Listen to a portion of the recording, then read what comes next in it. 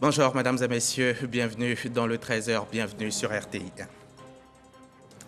Ce samedi, les musulmans de Côte d'Ivoire et du monde célèbrent l'Aïd el-Kébir, la fête de la Tabaski, une manifestation religieuse et sociale très importante. Un mouton est donc sacrifié.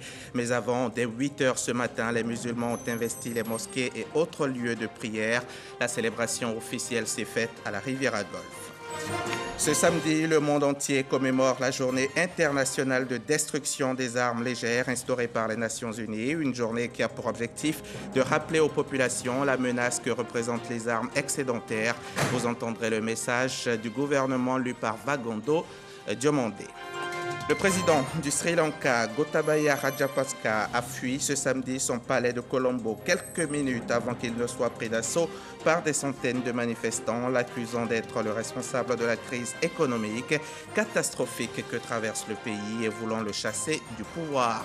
C'est à suivre en fin de journal. Je vous le disais en titre, ce samedi, c'est l'Aïd el-Kébir, la fête de Tabaski, la plus importante des fêtes musulmanes. Manifestation religieuse donc, religieuse et sociale très importante. Un mouton est sacrifié et l'animal est consommé lors d'un grand repas de famille. Mais avant, dès 8 h, 8h30 ce matin, les musulmans ont investi les mosquées et les lieux de prière. La célébration officielle, c'était à la grande mosquée de la Riviera Golfe en présence des membres du gouvernement, mais surtout du chef de l'État. Kolo Koulibaly. Ce samedi, c'est l'Aïd el-Kébir, Cocody Riviera Golfe, les fidèles réunis pour la célébration de la Tabaski. Le président de la République, Alassane Ouattara, à la prière, avec des membres du gouvernement et des présidents d'institutions. L'imam Traoré a dirigé la séance d'invocation d'Allah avant de prononcer son sermon.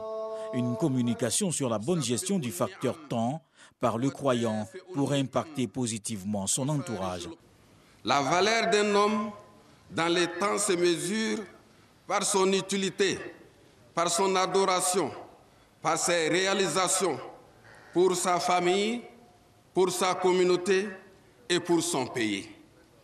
À ce propos, le prophète Muhammad sallallahu alayhi wa sallam nous dit: quiconque passe une nuit en sécurité, en bon état de santé, dans sa famille, sa communauté, son pays, c'est comme si on lui a accordé l'ensemble du bonheur du monde entier. Après les 2 rakats et le sermon marquant la prière de l'Aïd el-Adha, c'est le moment pour le président de la République de se retirer de la mosquée, non sans prononcer ses vœux à l'occasion de cet événement religieux de haute importance pour les musulmans.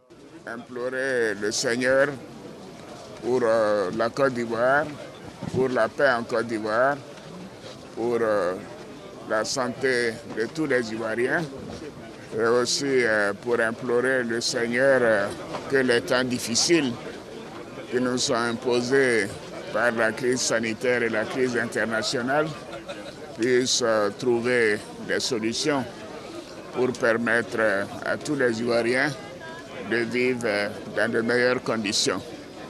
Je voudrais saluer l'imam Traoré pour la prière, pour ses prêches, pour ses bénédictions, pour la paix dans notre pays et souhaiter qu'il en soit ainsi et dire que la Tabaski est une fête importante pour la communauté musulmane, mais également pour tous les Ivoiriens. Donc je voudrais terminer en souhaitant bonne fête à toutes et à tous et que le Seigneur nous permette de fêter à nouveau l'année prochaine. L'autre fait marquant de la fête de l'Aïd el-Adha, c'est l'offrande, l'immolation d'une bête, signe de foi, de générosité et de partage, des valeurs et recommandations fortes de l'islam. Là, nous étions à la grande mosquée de la Riviera Golfe, ici à Cocody. Mais la Tabaski est célébrée sur tout le territoire national. Nos reporters Frédéric Oulaï et Abou Sanogo étaient à Abobo pendant la prière. Grande mosquée d'Abobo, célébration de la Tabaski. Il est 8 h. Les fidèles musulmans, nattes ou tapis de prière en main s'empressent pour prendre place. Au nombre des fidèles, la ministre d'État, ministre des Affaires étrangères, de l'intégration africaine et de la diaspora, maire de la commune d'Abobo, Kandia Kamara. La prière de l'Aïd el-Kébir est dirigée par Fassiri Diarasouba, imam en second de la dite mosquée.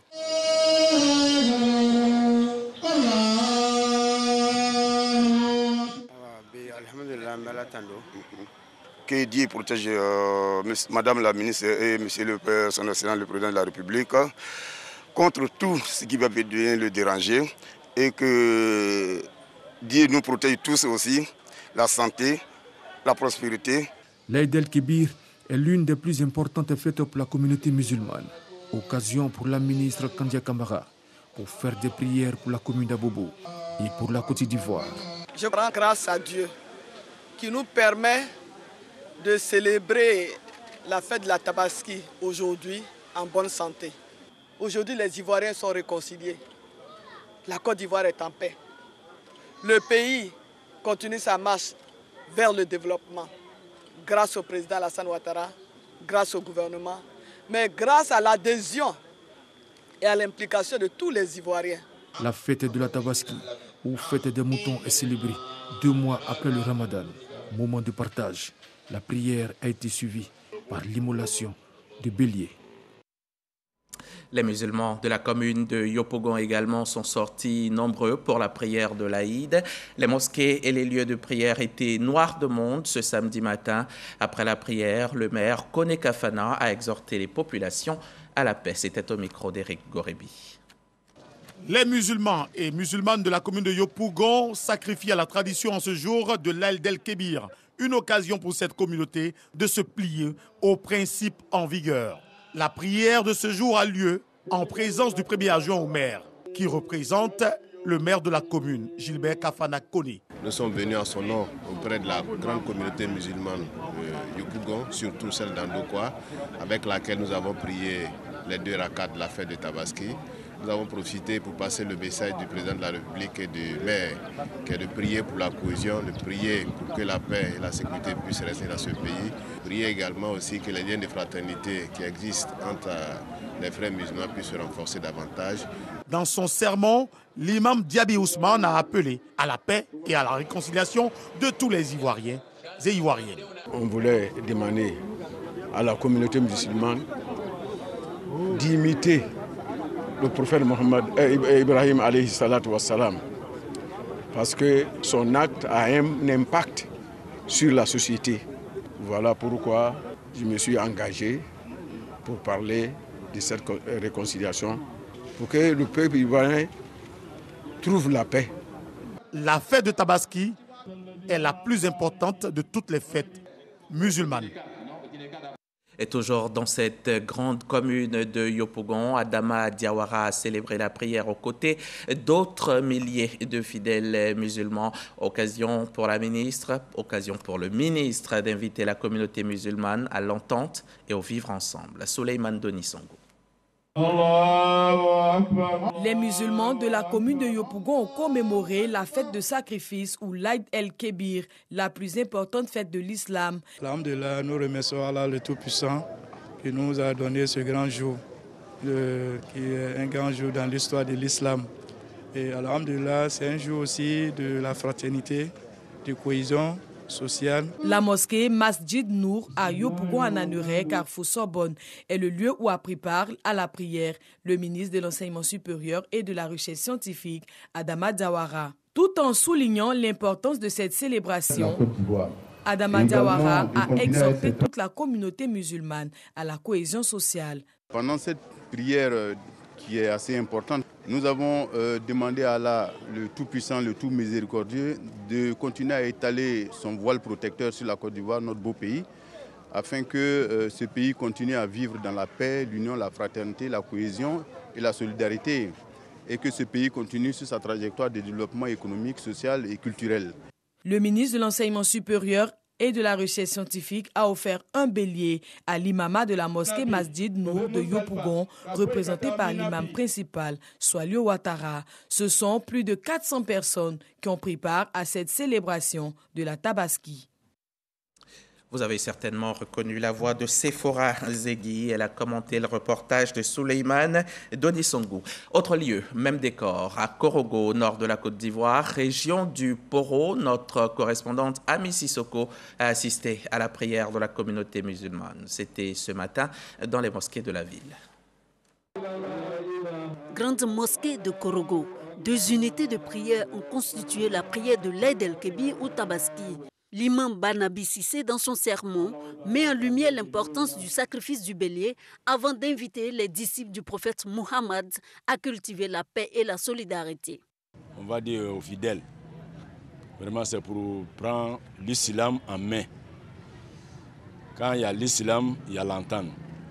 Quand il y a l'entente, il y a la paix. Tant qu'il n'y a pas l'entente, il n'y a pas la paix. Le message du guide religieux, renchéri par les autorités du Poro. Les cadres ont été appelés donc à s'unir, à fraterniser, à se rassembler. Et c'est tout ce que nous devons au président de la République.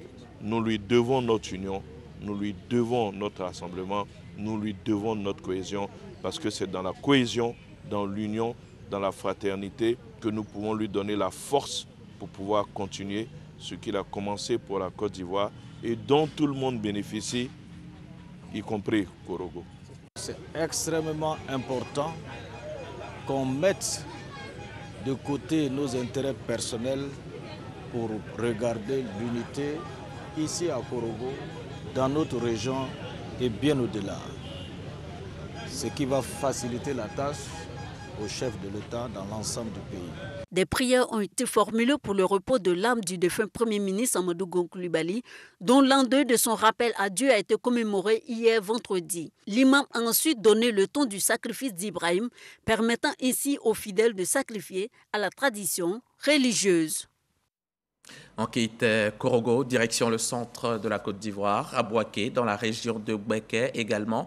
Les musulmans ont prié ce matin. On voit cela avec Kader Sogodogo de la station régionale RTI Bouaké.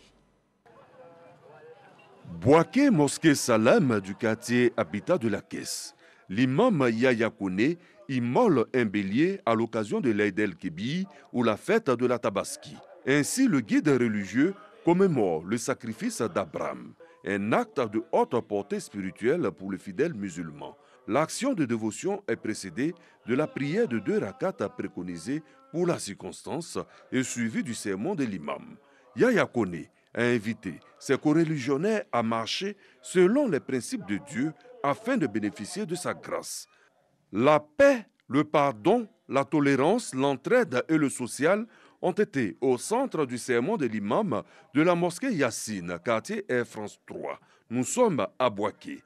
Ahmad Diabaté invite à l'occasion de la célébration de la fête de l'Aïd el-Kébir les fidèles musulmans à rester solidaires et de bons voisins entre eux pour garantir la paix et la cohésion sociale. On prend maintenant la route pour Divo, de Bouaké à Divo. On fait quelques 240 km sur place. Également, les musulmans ont célébré l'Aïd el-Kébir. Témoignage Davis Oyo, Sidonie Davila. Divo au rythme de l'Aïd el-Kébir. Les fidèles musulmans sont tous au rendez-vous en ce jour spécial. L'imam Aboubakar Mekani, imam principal de la grande mosquée de Divo, a exhorté les musulmans à faire preuve de dévotion à Allah, à l'image du sacrifice d'Abraham. Aux côtés de ces fidèles musulmans se trouvent les autorités administratives et politiques conduites par Amédée Kouakou. Toute la vision du président Alassane Ouattara, qui est une vision de paix, que notre pays demeure en paix, que notre pays se développe. Mais c'est pour ça que nous sommes venus participer à cette prière avec la communauté musulmane qui ont prié donc pour notre pays, mais surtout pour le président Alassane Ouattara. Que Dieu lui donne donc la santé pour que le travail important qu'il abat pour le pays puisse le faire encore pendant longtemps. Des bénédictions ont été faites pour le gouvernement et le président de la République. L'Aïd el-Kébir est la fête la plus importante de la communauté musulmane. C'était un reportage de David Seyo et Eric Goré. Voilà donc pour le chapitre fête de Tabaski. Mais nous y reviendrons plus largement ce soir dans le 20h. Ce sera avec Marie-Laure Ngoran. C'est avec Une grande consternation, une vive émotion. Sa Majesté Naruhito, empereur du Japon, que j'ai appris la nouvelle ce vendredi 8 juillet du décès de l'ancien Premier ministre Shinzo Abe à la suite d'une attaque par balle pendant qu'il prononçait un discours dans la ville de Nara. En cette douloureuse circonstance, je voudrais au nom du peuple et du gouvernement ivoirien ainsi qu'en mon nom propre, exprimer à votre Majesté, au peuple ami, au gouvernement japonais, notre profonde compassion et toute notre solidarité. Je condamne avec la plus grande fermeté cet acte ignoble que rien ne saurait justifier et prie votre Majesté de bien vouloir transmettre nos plus sincères condoléances à la famille éplorée. Je salue la mémoire de l'illustre disparu, ce grand ami de la Côte d'Ivoire, à qui je rends un vibrant hommage pour son immense contribution au raffermissement des relations diplomatiques entre nos deux pays, notamment à travers sa visite historique en 2014 en terre ivoirienne.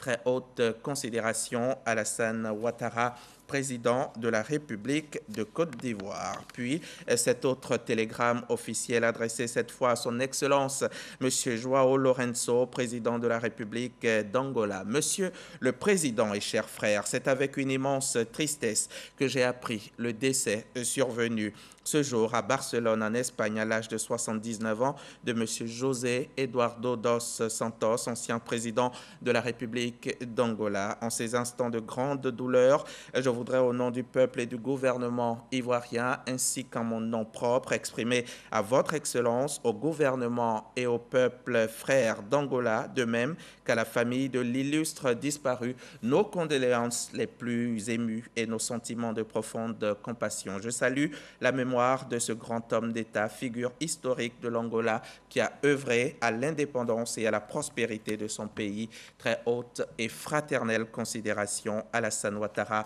président de la République de Côte d'Ivoire. Alassane Ouattara qui a accordé hier une audience au Premier ministre du Cap-Vert. La rencontre a eu lieu à la Riviera Golf, à la résidence du chef de l'État, en présence de Viviane Naïm. Après sa participation au sommet IDA 20 du groupe de la Banque mondiale qui s'est tenu ce jeudi 7 juillet à Dakar, le Premier ministre du Cap-Vert, Ulysses Correa e Silva, a fait un détour par Abidjan ce vendredi pour une visite au président de la République, Alassane Ouattara. Reçu à la résidence du chef de l'État ivoirien, l'entretien a porté sur l'IDA 20, notamment l'utilisation du fonds de 93 milliards de dollars US mis à la disposition des pays en développement. C'est une opportunité pour voir un bon ami du Cap-Vert, de l'Afrique. On a parlé sur le rôle de Côte d'Ivoire au niveau de cette dernière sommet d'IDA Afrique. Le leadership du président Ouattara, c'était très bien. Aussi les relations entre le Cap-Vert et le Côte d'Ivoire. Nous avons ici un champ d'exploitation des relations au niveau politique et diplomatique pour renforcer notre relation au niveau empresarial, au niveau économique, pour faire une proximité plus forte entre les deux pays, les deux économies. Et je pense qu'on a toutes les opportunités de le faire. Et aussi la création d'une commission mixte ministérielle qui peut faire cette proximité entre les deux pays au niveau des gouvernements. L'IDA, l'Association internationale de développement, est une filiale de la Banque mondiale qui a son siège à Washington et qui octroie des prêts et des dons aux pays les plus pauvres pour soutenir leur essor économique. En juillet 2021, l'IDA s'était réunie à Abidjan pour la 25e reconstitution de son fonds de soutien. Le plaidoyer porté par le président de la République Alassane Ouattara auprès des donateurs a abouti à la mobilisation par l'IDA de ressources d'un montant record de 93 milliards de dollars US. Un reportage de Viviane Haïma et Lamine Dramé.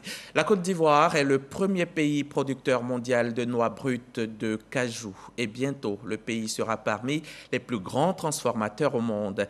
Hier, à Tomodi, à environ 200 km d'Abidjan, le Premier ministre a inauguré une usine de transformation de noix de cajou qui va transformer jusqu'à 50 000 tonnes de noix chaque année. Les précisions d'Alexis Ouedraogo. C'est l'une des plus modernes et grandes usines de transformation de noix de cajou à ce jour. Bâtie sur 12 hectares, l'usine Dorado Ivory de Tomodi va transformer les noix brutes de cajou en beurre et amandes. L'usine doit produire près de 60 000 tonnes de cajou par an et entend d'ici 2025 passer le cap des 100 000 tonnes. Ce vendredi, le Premier ministre inaugure l'infrastructure. Bien plus qu'un nouveau site industriel, ce que nous célébrons aujourd'hui, c'est la transformation agro-industrielle de la Côte d'Ivoire. Au lendemain de la COP15, l'industrie prend en compte de bons gestes en matière de protection de l'environnement, avec un système pleinement intégré, zéro déchet. Elle n'est pas seulement moderne, mais c'est une usine intégrée. Elle transforme les noix, elle prend les amandes, exporte. Mieux, une fois que les coques sont pressées, qu'on a extrait l'huile, il reste donc des briquettes qui servent de charbon. Aujourd'hui, nous allons poser la première pierre de l'usine, de l'unité qui va valoriser donc ces déchets. Pour le ministre du Commerce et de l'Industrie, c'est surtout la volonté du gouvernement de faire du secteur privé le fer de lance de l'économie ivoirienne. Notre département ministériel a fait de l'attraction des investissements dans ce secteur de la transformation de l'anacarde l'un des programmes phares de sa politique de transformation de notre matière première. Ce sont 35 entreprises et projets qui se sont engagés à travers des conventions avec l'État pour la réalisation de l'ambition qui est de transformer au moins 50% de la production nationale de noix de cajou à l'horizon 2030. Au-delà de cette vision, c'est surtout des matières premières transformées sur place qui font leur premier pas avec la saisie des retombées de toute la chaîne de valeur. La Côte d'Ivoire, en tant qu'acteur majeur du secteur, premier producteur mondial de noix brutes et troisième en termes de volume de noix transformées, la Côte d'Ivoire, dis-je, devra désormais influencer le marché mondial par sa politique nationale orientée vers les intérêts des acteurs sur le plan national, tout en préservant l'intérêt de nos clients traditionnels. En moins de 8 mois de fonctionnement, l'entreprise a exporté plus de 250 conteneurs et devrait à plein régime offrir 1 millier d'emplois aux jeunes de la région. Il s'agit pour nous de ne plus accepter de voir partir à l'extérieur la valeur ajoutée extraordinaire créée par les productions agricoles que nous donne notre terre bénie et le labeur acharné de nos paysans. Prenons le cas concret de la noix de cajou qui nous réunit ici. Nous sommes devenus le premier producteur mondial de noix brutes avec une production qui a plus que doublé en une décennie pour atteindre près d'1 million de tonnes en 2021, soit plus de 25% des volumes produits au monde. Mais dans le même temps, parce que nous ne transformons pas assez ces produits bruts, nous ne retirons toujours qu'une trop faible part de valeur mondiale de ces mêmes productions agricoles. C'est à peine 11% pour l'anacarde, d'où cette ambition industrielle fantastique mais indispensable, formulée par le président de la République, son Excellence M. Alassane Ouattara. Transformer localement plus de 50% de nos principales productions agricoles pour forger une croissance toujours plus solidaire, durable et positive. Pour le chef du gouvernement, en réussissant à transformer sur place, l'on crée plus de revenus pour producteurs et plus d'emplois pour les jeunes. Patrick Hachi invite les investisseurs nationaux et continentaux à emboîter le pas à Dorado Ivory. Nous sommes une terre de richesse agricole extraordinaire qui attend vos capitaux comme vos savoir-faire pour faire grandir avec vous nos industries, nos marchés, notre export, nos emplois, tout un pays et tout un peuple. En ce 8 juillet 2022, Patrick Hachi n'a pas manqué de saluer la mémoire de son prédécesseur Amadou Gon Coulibaly, parti il y a aujourd'hui 2 ans. Ce samedi, l'on célèbre la journée internationale de destruction des armes légères, une journée pour rappeler au public la menace que représentent les armes excédentaires, mal sécurisées et illégales pour la sûreté et la sécurité de tous les jours. Cette journée constitue l'événement majeur de la Semaine mondiale d'action contre les armes légères. On écoute le message du gouvernement. Cette journée est consacrée à la sensibilisation sur les risques liés à la prolifération des armes légères et de petit calibre. Elle rappelle donc le danger que pose la mauvaise gestion, la sécurisation des stocks d'armement et la circulation non contrôlée des armes à feu au sein des populations. La prolifération et la circulation illicite des armes légères et de petit calibre sont devenus des problèmes majeurs pour les États avec de lourdes conséquences sur le développement humain. En Côte d'Ivoire, le contrôle des armes a été élevé au rang de priorité nationale par le président de la République, son Excellence M. Alassane Ouattara, pour maintenir un environnement de paix et de stabilité durable. Cette volonté du président de la République s'est traduite dans les faits par la mise en œuvre en Côte d'Ivoire de la Convention de la CEDEAO sur les armes légères de petit calibre, leurs munitions et autres matériels connexes et des résolutions du Conseil de sécurité des Nations Unies sur le désarmement, la destruction et le marquage des armes. Ainsi, sous la supervision du gouvernement, à travers le ministère de l'Intérieur et de la Sécurité et la responsabilité de la Commission nationale de lutte contre la prolifération et la circulation illicite des armes légères et de petit calibre, la destruction des armes obsolètes, excédentaire et non marquée est une réalité en Côte d'Ivoire depuis 2012, conformément à l'article 17 de la Convention de la CEDEAO sur les armes légères et de petit calibre, leurs munitions et autres matériels connexes. Ainsi, de 2012 à ce jour, la Côte d'Ivoire a procédé à la destruction de 24 240 armes, 2635 mines antipersonnelles et 6 336 munitions non explosées.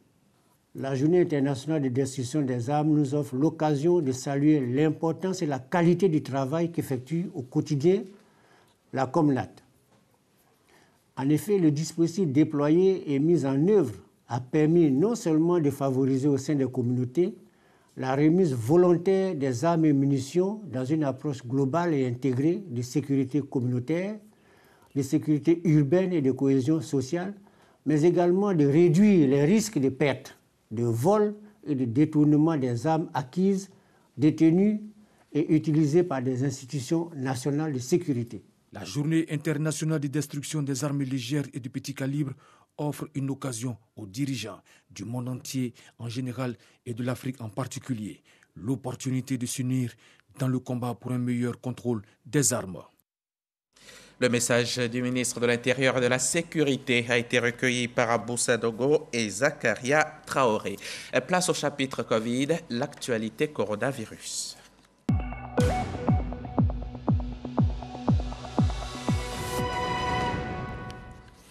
À l'échelle du monde, le coronavirus a touché 554 millions de personnes et en a tué 6,35 millions. Ici en Côte d'Ivoire, 805 personnes en sont mortes sur un total de 83 979 cas confirmés, y compris les 83 nouveaux cas de Covid enregistrés hier. À ce jour, 341 cas sont actifs. Les autorités sanitaires recommandent toujours les gestes barrières et bien sûr, faites-vous vacciner.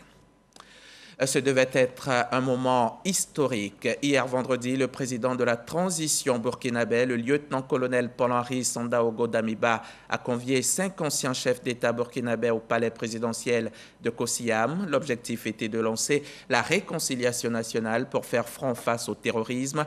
Pour l'occasion, le président Damiba a même permis le retour de Blaise Compaoré. Mais seuls 2 anciens chefs d'État se sont présentés. 3 présidents n'ont pas pris part à la concertation. Ce sont Roch-Marc Christian Kaboré, Michel Kafando et Yacouba Isaac Zida. Le président du Sri Lanka, Gotabaya Rajapaksa, a fui samedi 9 juillet, aujourd'hui donc sa résidence officielle de Colombo, quelques minutes avant qu'elle ne soit prise d'assaut par des manifestants exigeant sa démission. Le plus grand trouble règne quant à l'avenir après ce nouveau pas franchi dans l'affrontement entre le président et sa population. Depuis des mois, l'île de l'océan Indien est prise dans une spirale de pénurie liée au manque de devises étrangères. Faute donc de pouvoir importer des denrées alimentaires, la population manque de tout. Cette semaine, le Sri Lanka s'est vu totalement à court de pétrole, entraînant un regain de colère parmi les habitants. Demain, on sera encore ensemble. Je serai chez vous dès 13h, ici sur RTI. Bonne fête de Tabaski à tous.